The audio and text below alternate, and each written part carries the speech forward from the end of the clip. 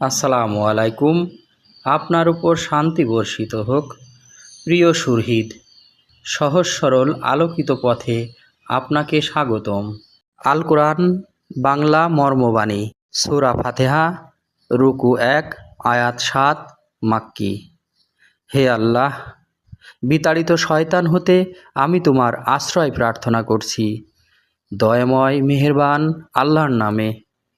সকল প্রশংসা মহাবিশ্বের প্রতিপালক হে আল্লাহ তোমারই জন্য। তুমি দয়াময় মেহেরবান কর্মফল দিবসের মালিক। আমরা শুধু তোমারই ইবাদত করি, শুধু তোমারই সাহায্য চাই। প্রভু হে, সাফল্যের সরল পথে, তোমার প্রিয়জনদের পথে আমাদের পরিচালিত করো।